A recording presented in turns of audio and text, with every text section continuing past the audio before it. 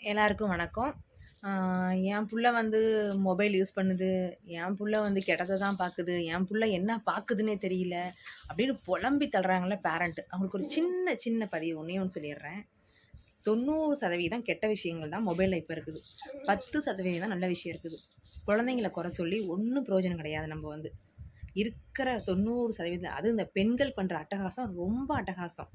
ஒரு சின்ன குழந்தையிலேருந்து வயசானவங்கள வரைக்கும் ஆட வச்சு இந்த மொபைலை போட்டு இந்த கலாச்சாரத்தை நாசமாக்கிட்டு இருக்காங்க. பசங்கள்லாம் கூட பண்ணுற மாதிரி தெரில எனக்கு. காலைல எழுந்திரிச்சா ஃபோனை எடுத்தோம்னா வந்து கொட்டுற மாதிரி கொட்டுது. எல்லாம் ஆடுதுங்க. யாருக்கும் ஆட தெரியாது? எல்லாருக்கும் ஆட தெரியும். ஒரு ஆட்டம் ஆடுறது ஒரு பெரிய விஷயம் இல்லை. வேற எதுவுமே இல்லையா?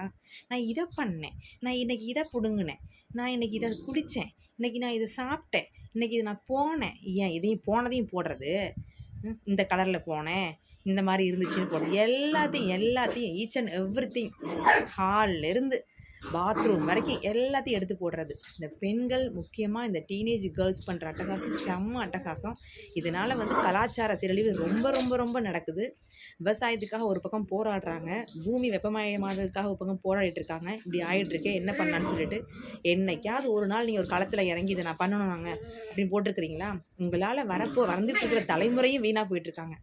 உங்களை பார்த்து அவங்களுக்கு ஒரு ஆசை வருது. இப்படி தான் நம்ம ஆடணும் மாட்டேங்குது, இப்படி தான் நம்ம காட்டணும் மாட்டேங்குது, இப்படி தான் பண்ண மாட்டேங்குன்னு. தயவு செய்து கொஞ்சம் குறைச்சிக்குங்க. இதெல்லாம் எங்கே போய் நிற்கும்னா, உருப்படாத போயிடுவீங்க. பைத்தியம் முடிச்சு கடைசியில் தெருவில் அலையுவீங்க. சோத்துக்கு பிச்சை எடுப்பீங்க. வேறு எதுவும் பண்ண மாட்டீங்க. கடைசியில் ஆடி பைத்தியம் ஆகி மனநோய் வந்து கடைசியில் சோத்துக்கு பிச்சை எடுப்பீங்க. வீட்டில் பேரண்ட்டுக்கு தெரியாது நீங்கள் ஆடுறது, நீங்கள் பண்ணுறதெல்லாம். பாவம் அவங்க செவனேன்னு இருப்பாங்க. பிள்ளைக்கு ஃபோன் வாங்கி கொடுத்துருக்குறோம்.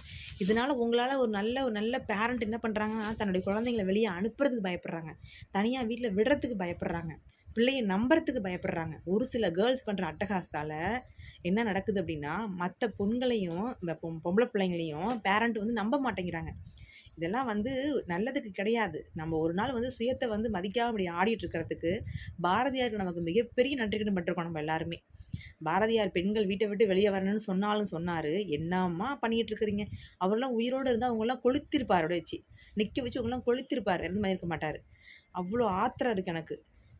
உலகத்தில் அவன் ஒரு பக்கம் போராடிட்டு இருக்கான் இந்த நாட்டுக்காகவும் இந்த நாட்டுடைய வளர்ச்சிக்காகவும். விவசாயி ஒரு வேளை சோறு திங்கிறதுக்கு உங்களுக்குலாம் நீங்களாம் சோறு திங்கிறீங்களே காலை எந்திரிச்சு, அதெல்லாம் எப்படி வருது? விவசாயியும் சேர்ந்து ஆடிக்கிட்டே இருந்தால் வந்துருமா? காலை எந்திரிச்சு ஒரு ஆட்டம், மதியம் ஒரு ஆட்டம், இரவு ஒரு ஆட்டம்னு போட்டால் என்னத்தை திம்பிங்க? என்னத்தை போவீங்க? என்னத்தை போட்டால் எடுத்து காமிப்பீங்க? எருமைங்களா? உங்களால் நாடு நாசமாகுது. இல்லாமல் எல்லா பேரண்ட்டும் கண்ணீர் செஞ்சிட்ருக்காங்க. பள்ளிக்கூடத்தில் படிக்கிற பசங்க முதற்கொண்டு 6வது வாண்டு மாதிரி இருக்குது. அது வந்து இன்னைக்கு அந்த அக்கா அது மாதிரி பண்ணாங்க, அது மாதிரி பண்ணலாமா, நம்ம இது மாதிரி பண்ணலாமா? வெக்கமா இல்லை நாய்ங்களா? உங்களால் எல்லாம் போச்சு. எல்லா குழந்தைங்களுடைய வாழ்க்கையும் போயிட்டுருக்கு. ஏன் அவங்க பார்க்குறாங்கன்னு கேட்காதீங்க. ஃபோன் எடுத்தால் நாசமாக போனது மட்டும் தான் வந்து முன்னாடி நிற்கிது. நல்லதெல்லாம் பின்னாடி நிற்கிது. நாங்கள் தான் தேடி பிடிச்சி போகிறதா இருக்குது. நீங்கள்லாம் வந்து நினச்சிட்ருக்குறீங்க நம்ம நல்லது பண்ணிகிட்ருக்கோம் சமுதாயத்துக்குன்னு. 10, 16 வயசுலேயே 15 வயசுலேயே லவ்வு. இந்த லவ் எப்படி வந்துச்சு? யார் ப்ரப்போஸ் பண்ணா? ரொம்ப முக்கியம். அதை கேட்குறதுக்கு ஒரு குரூப் வேறு. அது கேட்குறான் பார்த்தியா கேன பையன், அவன் மூஞ்சில் சாணியை கரிச்சு ஊற்றலாம் போல இருக்கு எனக்கு. நாய்ங்களா? நீங்களாம் படிச்சு தானே நாய்ங்களா வந்தீங்க? இவங்க ஒரு விவசாயம் பண்ணிட்டு காட்டில் போயிட்டு எப்படி இந்த விதையை விதைச்சிங்க? எப்படி இந்த அரிசியை கொண்டு வந்தீங்க? எப்படி தானியத்தெலாம் உருவாக்குறீங்க? எப்படி மக்களுக்கு போய் சேருது அப்படின்னு போடலாம்ல? எந்த நாயாவது பண்ணுதா? எந்த நாயாவது போயிட்டு விவசாய களத்தில் நின்று பேட்டி எடுக்குதா? எல்லா நாய் அவுத்து போட்டுட்டு இருக்காளோ அவள்கிட்ட போய் நின்று தான் பேட்டி எடுக்குது. எப்படி ஆடுறீங்க, எப்படி காமிக்கிறீங்கன்னு. வெளுத்து வாங்க போகிறீங்க ஒரு நாளைக்கு. எல்லாம் போய் ஜெயிலில் கம்பி என்ன போறீங்க நாய்ங்களா? பார்த்துக்குங்க எருமைங்களா.